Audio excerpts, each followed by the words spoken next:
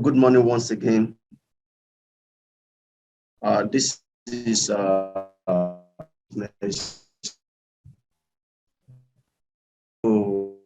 international business management one. So I said, talking about international business, you'll be talking about having a business outside your jurisdiction. Has business in Nigeria, same business all over the world. So this is an example of international business. And I said we are to link the international by a parent company to be in a host country. Like, let's say, for instance, you have a business in Nigeria as a Nigerian, and also you have a business in Uganda, Ethiopia, and let's say Rwanda. So a business that you have in Nigeria is first as a parent company, while the other one that you have all over the other countries, they are regarded as what subsidiary companies. So when we are talking about this relationship, we'll be talking about the international trade. That is, there should be a trade between one country and another. Because when you have a business in Nigeria and you have a business in Uganda, for instance, so there are some trade relationship that may exist between you and Uganda. That was the reason why I gave an example of MTN, whereby MTN emanates from South Africa, and MTN also cover a wide range of countries like Nigeria, Ghana, and some other countries like that. So this MTN now, they are residing in South Africa. Do you understand? That's where their parent company lies. So, but in other countries of the world, like Nigeria, they still have offices, they still have business there. So there is in such a way there is a trade between Nigeria and South Africa. So you learn that international trade has been viewed as the buying and selling of goods and services between two or more countries. So that is what international trade is all about. When you are buying and sells, you understand, between two or more countries, that is international trade. So now this international trade that we are talking about, it also includes bilateral agreement among nations. Bilateral is to be an agreement between two or more countries. So the relationship of one country with another, but we also be examining from international trade theories. So in this study session, that is this study session, talking about the reasons for going abroad. So what are the reasons for doing a business out of nations? So that's what we are here for. Then we should be able to explain and state the various ways of going abroad. What are the reasons? What are the ways of going out, of going abroad? Those are the two things I want to take cognizance of as far as session 3 is concerned. So now, let me start with the first learning outcome. That is, what's the essence of international business? So going international shows that you want to achieve either of the following objectives. So increase profit and sales of your company, then protect market and sales for political reasons. So the main reasons for every business organization, we have so many reasons. Let us leave international business aside now. So the reasons for going into a business, 1 is to maximize profit. 2 is to maximize sales. 3 is to maximize the shareholders' interest. Do you understand? Then 4, for expansion or growth of a business. So those are the reasons of going into a business. But when we are talking about going abroad, that is, when we are talking about international business, we'll be talking about profit increments and sales of your company. So what we are saying about profit increment is that maybe when you have a business in your country, you discover that the profit you are making is not enough. So you need extension. You need to move beyond your country so as to get enough of fat profits. So that may be the reason why you want to go internationally. So another reasons why we need to go internationally is that protect market and sales for political reasons. You know, there are some countries that they have what is referred to as political unrest. Do you understand? They have political issues in that particular country. So for you not to have your business dangling. You need to go internationally. Do you understand? That is, you don't need to limit yourself into your own country, because there's what is referred to as vagaries of nature. Anything can happen. If there is a political issues in your country, you still have another countries to back your business up. So that is the reason why we need to protect our market. We need to protect our business by going internationally. So how do we now increase profits? A lot of managers are under pressure to increase their company's sales and profit. Because of this, they continue to search for new markets. They look for markets with growth in gross domestic product and population, or an economy with high growth rate, but which business is not growing at the same rate. In increasing your company's profit and sales, you must be able to, one, create a new market. By creating a new market, you are extending beyond your what? Your jurisdiction. This is created where the GDP per capita is increasing. By increasing your profit and by creating a new market, what you are telling us is that the GDP of that particular country is what is increasing. Identify where there are preferential trading arrangements, where there are preferential trading arrangements. So seek an agreement with a small group of nations. Hello, sorry for the interruptions. So now, what we are saying here is that, what are the essence of going internationally? The first very thing that comes to our mind is we want to increase our profit and sales of our company.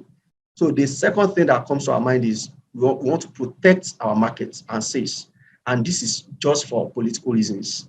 So that is why I said, for you to go internationally, you need to understand the nature of your country. If your country is a country that has what is referred to as political unrest, it may affect your business. But by going internationally, the profit you are making outside your jurisdiction will help you to sustain your what? To sustain your business. So now, by increasing your company's profit and sales, you must be able to do what the following. One, you must be able to create a new market. You must be able to seek an agreement with a small group of nations to establish what is fast as free trade among them, while maintaining restrictions with all other nations. Then you must be able to identify where there are preferential trading arrangements between nations. Then you must be able to create a faster growing market. That's very, very important. You must be able to create a faster what? Growing market. Then you must be able to improve communication. So these are the reasons why you need to what? You need to go internationally. So then another thing here is, why you are improving on your profit, automatically what you intend to do is what? You want to increase, you want to make your revenues to be fat. You want to expand your revenue. Revenue comes in forms of what? In forms of sales. So when you increase, there's direct relationship between sales and the profits. If your sales is increasing, automatically your profit will also be what? Increasing. So that is why, to obtain greater revenues, you need to simultaneously introduce products into foreign market. That is why diversification comes in. And that is why you need synergy in every business.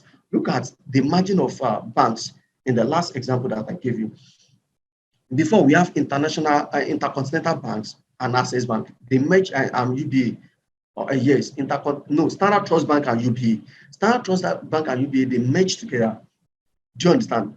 The reason why they merge together is just to increase their sales. The reason why they merge together is to enhance their synergy. That's why I said synergy comes in forms of when you add the resources together. Do you understand? What you plan to get by way of synergy, it might increase or more than that. Do you understand? So once you increase your sales or you increase your profit, automatically you are making your revenues to what? To be grow. You are making your revenues to be fat. You are making your revenues to be what? To be expanded. No, now, to obtain greater revenue, you need to simultaneously introduce product into foreign markets. So I said something about diversification the other time. When you diversify, let's assume you are selling coconuts. Do you understand? By diversification, you can try to make a sense of what? Gari. Some people like gari and coconut. So that's diversification. Because every product or every business pass into 4 major stages. We have the introductory stage, we have the growth stage,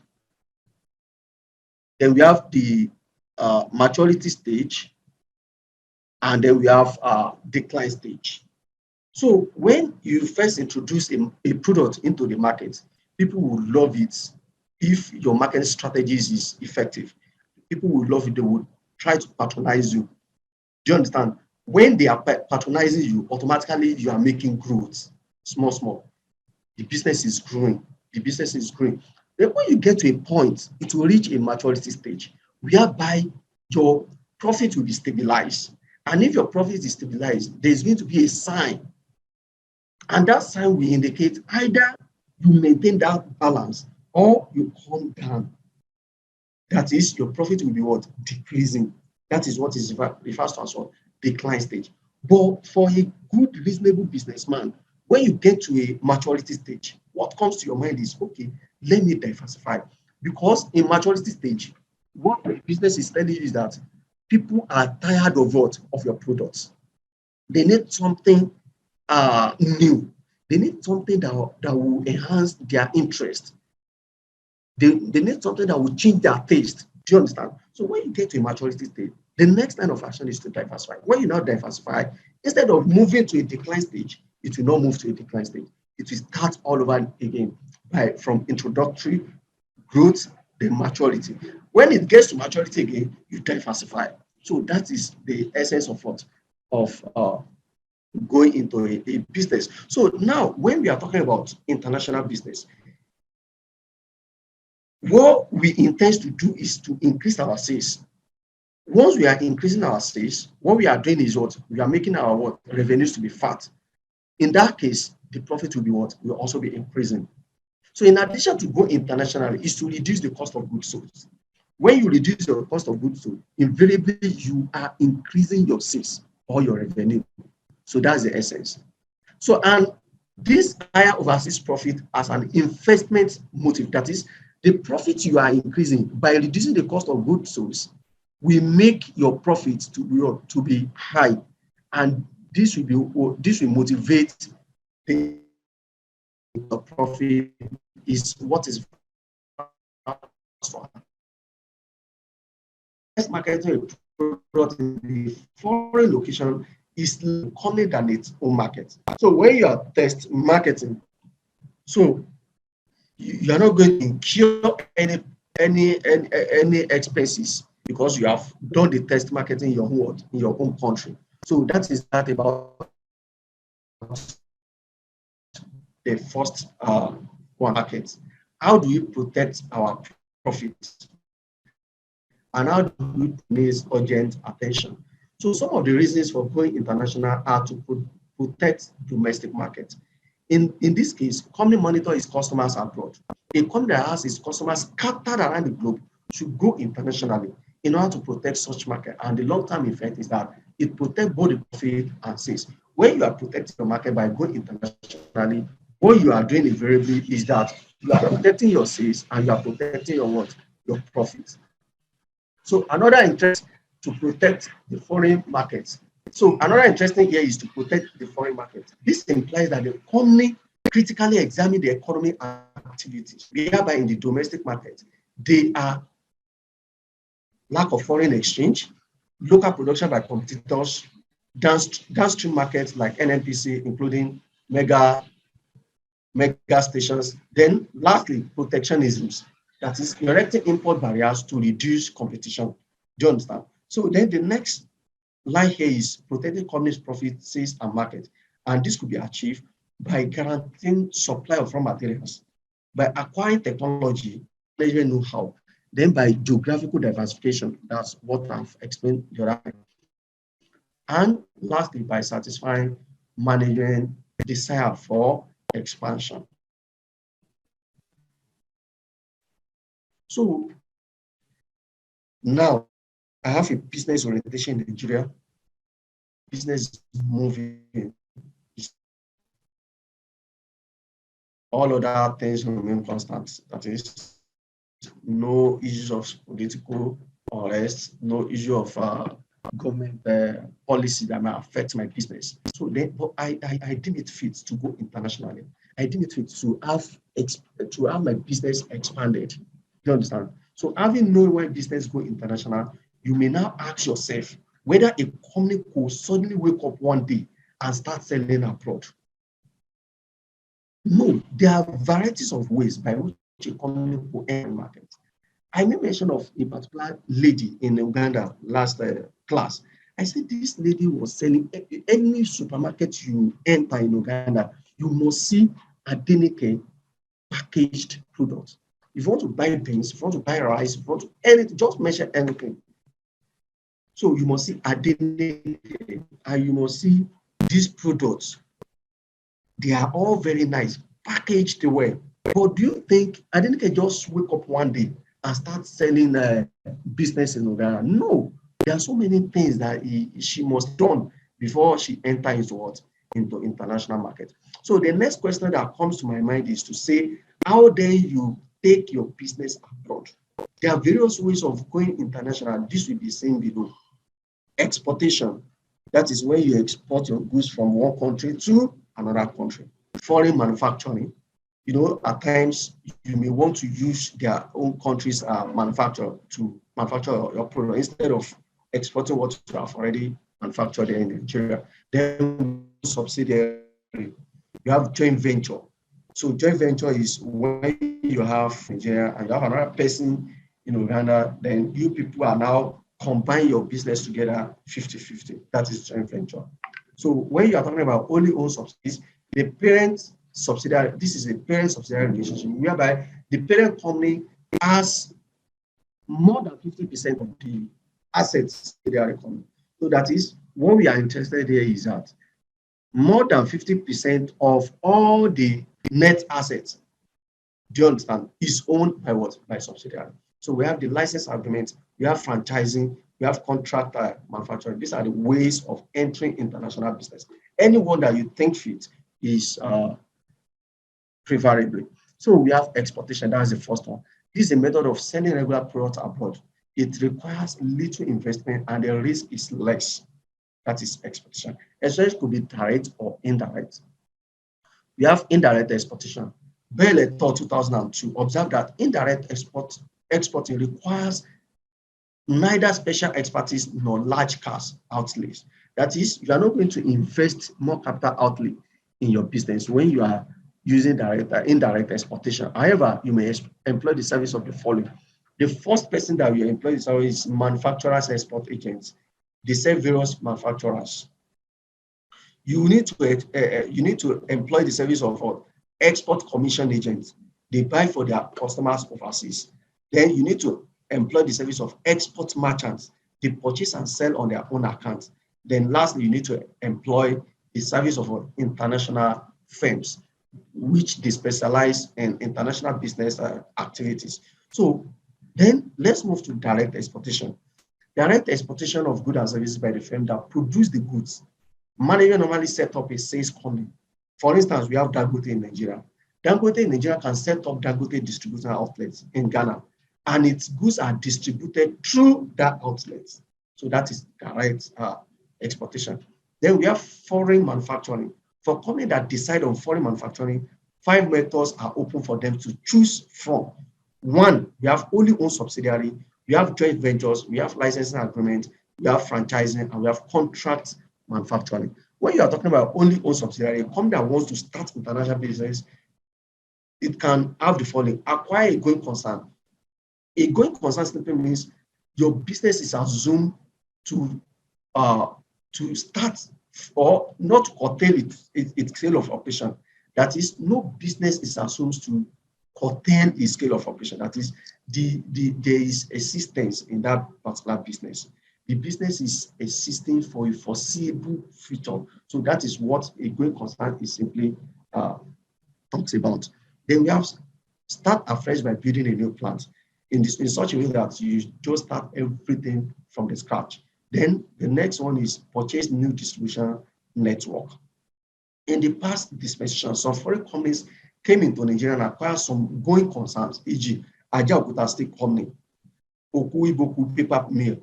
We have Sheraton Hotel in Abuja. Then we have International Building in Elisha. So these are one of the examples of what foreign companies that came into Nigeria. Then we have what is referred to as joint venture. This is a cooperative effort between two or more organizations that share common interests in a business enterprise or undertaking. Every business organizations has the following. Most especially when you're talking about uh, going with a person or moving with a particular country in exhibiting your business, you have the following. You have what is first as ordinary investment. So ordinary investment is that when you have a net asset that is less than what? That is less than 20%. So that's ordinary investment. But any asset that is greater than 20%, but less than 50% is first as what? Associates. So then any investment that is exactly 50%, that is you have 50% interest, another person has 50% interest, is first as what? Joint venture. And lastly, we have subsidiary relationship. So any investment that is more than 50%, do you understand? So is referred to as subsidiary. So a joint venture could be any of the following way: a corporate entity formed by international company and local owners, a corporate entity formed by two international companies for the purpose of doing business in the foreign market, a corporate entity formed by a government agency, usually in the control of investment and international firm, and lastly, a company undertaking between two or more firms of a limited duration.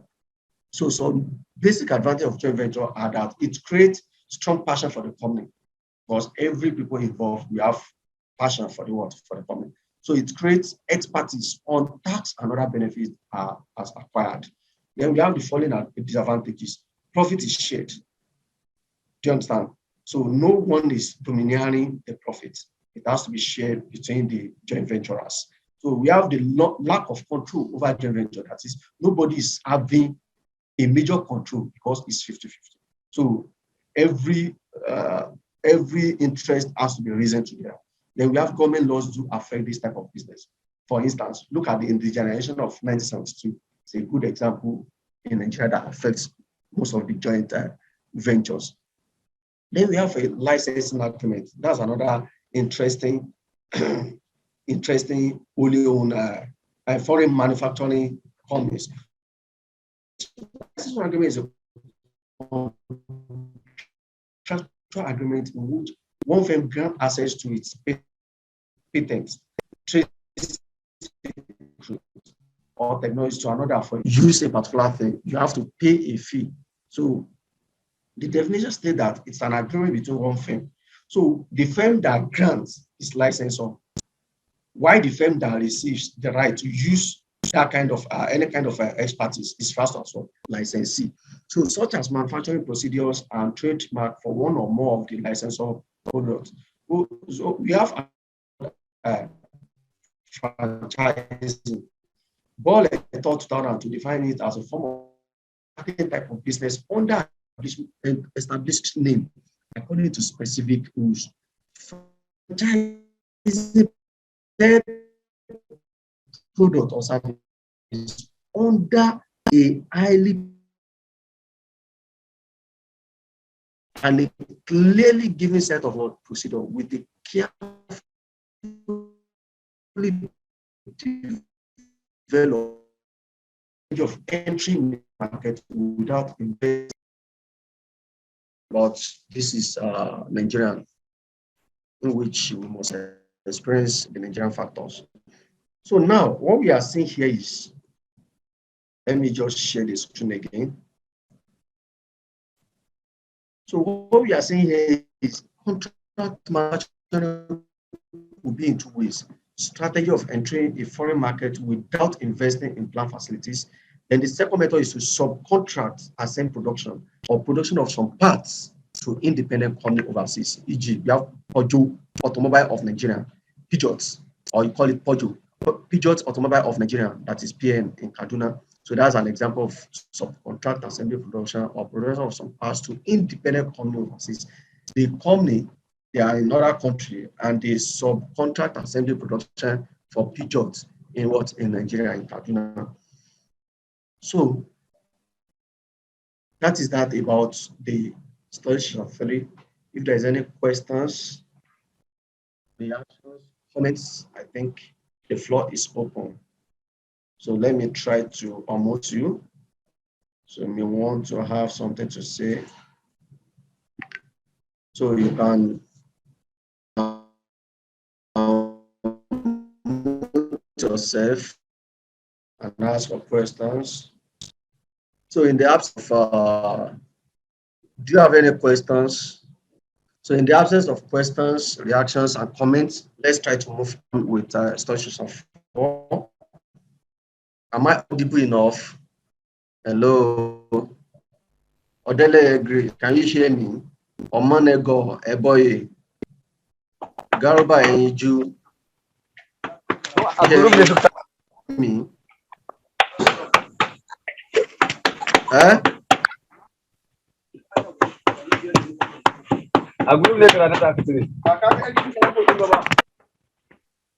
Can you hear me? Yes, sir, we can hear you. Can hear you, sir. Okay, let's continue our talks about international business management. So the one we discussed on session 3 is for 1. So now, when we are talking about international business management 2, we'll be talking about, or we need to capture the following learning outcomes. Regulatory policy on international business. So first and foremost, let's talk about international business finance. So international business finance, there are some financial factors. Every business organization suffer this kind of what? Suffer this kind of want to go into a business. The first thing that comes to your mind is, how do I finance my business? Because finance is a lifeblood of every business organization. How do I get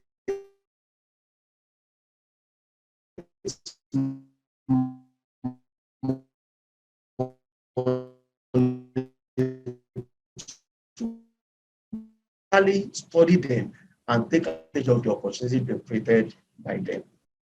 So that is international business. You know, every business organizes finance using just 3 methods. The first method is by using equity. Using equity means you allow the subscribers to subscribe to your business. Thereby, they will have some interest in that particular business. They are regarded as shareholders in some instance. So the second instance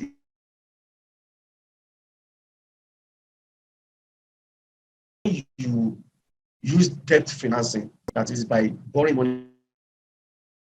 Then the third one is the combination of the first and the second, that is combination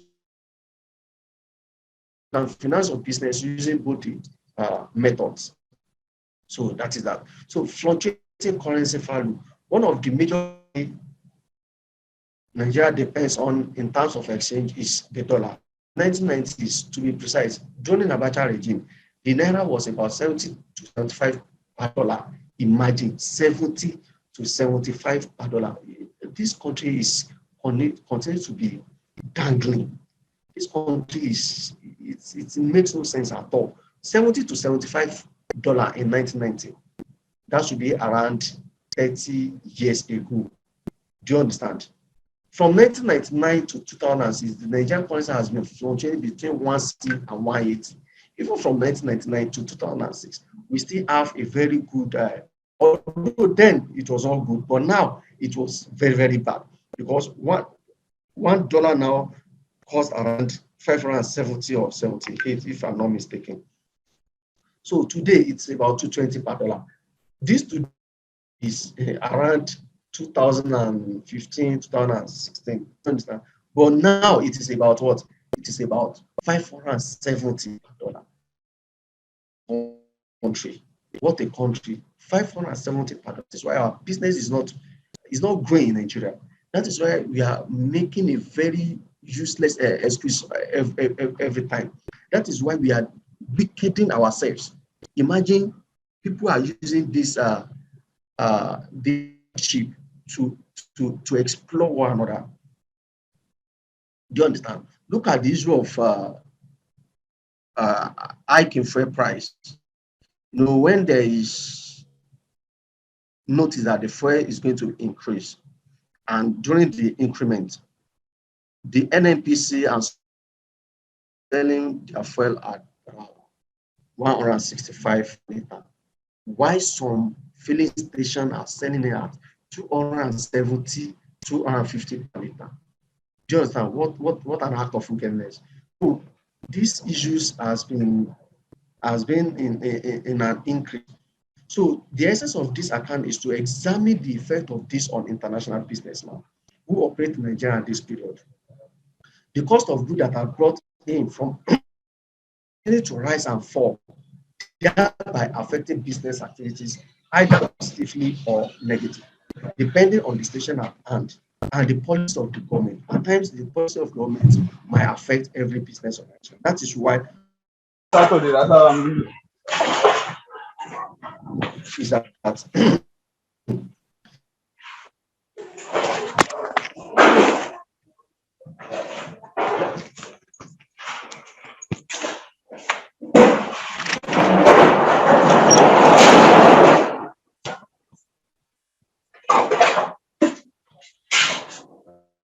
so you must be consistent with the exchange rate if you want to go into international business. So it is very easy for you to get the currency value of the Nigeria against the major currency in the world. So you must bear it in mind as international businessman that the rates are not always stable and the exchange rate fluctuation affect businesses. So that's why you have to prepare your mind against such. Then we have foreign exchange quotation. Foreign exchange quotation is just the price of one currency expressed in terms of another. But until 2002 emphasized that in the world currency exchange market, the US dollar is the common unit being used for exchange for other currency. And that's the reason why we always have issues with what? With our own currency. This means a Japanese businessman who want to buy goods in the US needs to convert it to yen, that is from yen to dollars to buy his good. And same goes for the Nigerian businessman who will have to convert his naira to dollar to make what? To make purchase. And that's very bad. So then we have currency exchange control, but also emphasize that currency exchange as currency exchange control limit or the legal limit allow for a currency in international transaction. Typically, the value of the currency is arbitrarily fixed at a rate higher than its value in the free market, and it is decided that all purchases or sales of other currencies be made through a what? Through a government agency. As a result of this control, black market inevitably springs up as the official channel most times cannot cope with the volume of demand from business. However, the black market is rarely able to accommodate transactions of a large size, and this may involve multinational organizations. In Nigeria, for instance, the currency exchange was highly controlled with two different exchange rates, interbank rate and federal ministry rate. Federal ministry rate is determined at fortnightly auctions. Borrowing from abroad is subject to the Federal Ministry of what?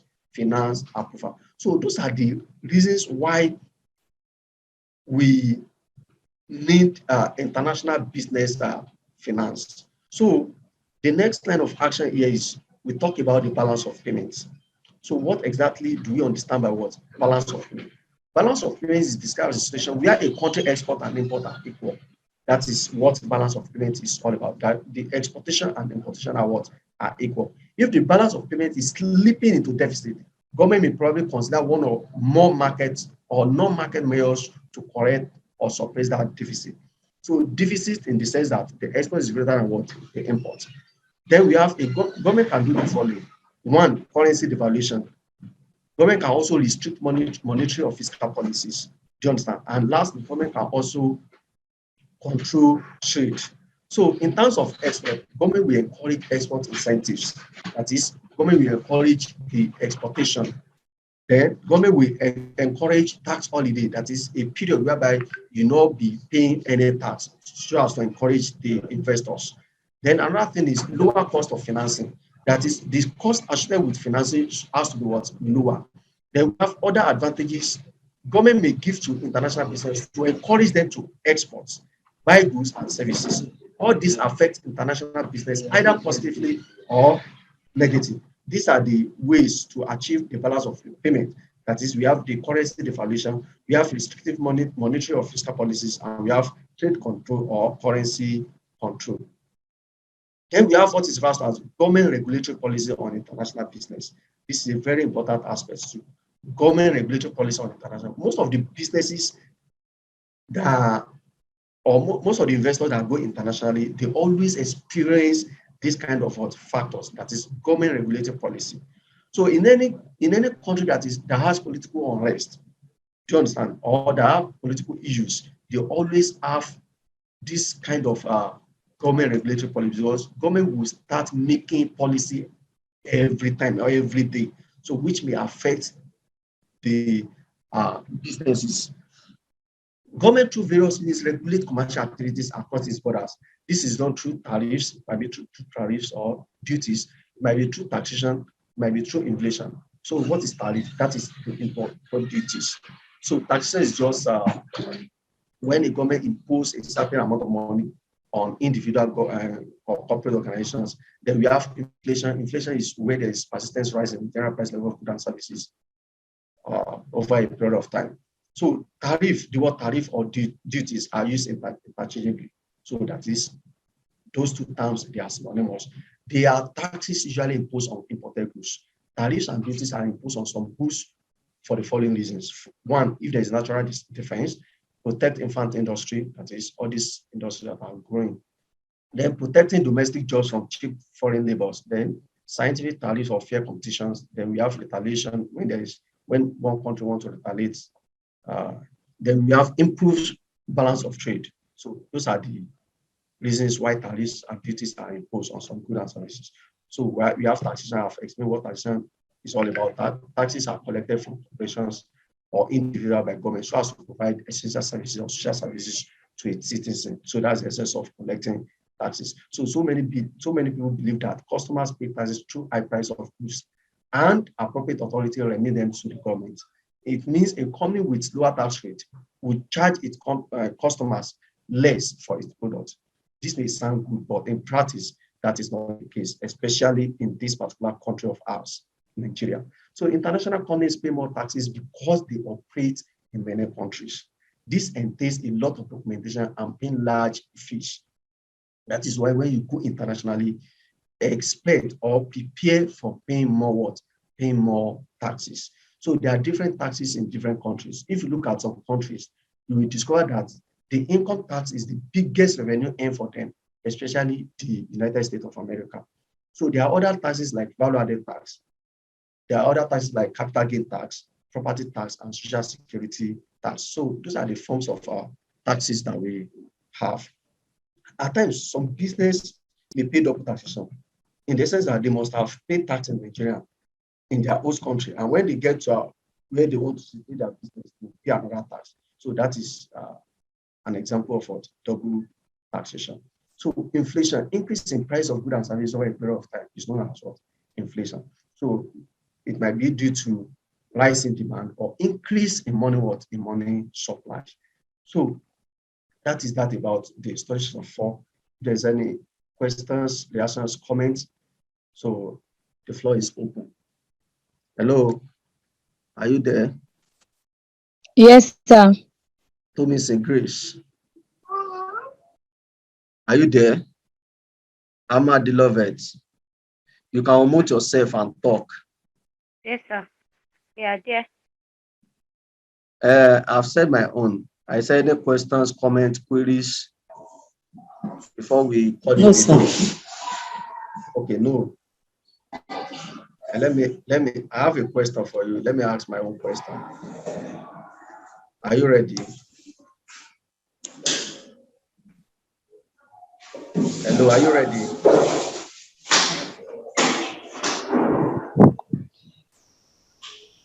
Are you ready? Love it. Ezekiel Idowu. Yes, sir. Okay. So what are the two major factors? What are the two major factors that may affect investors to go internationally?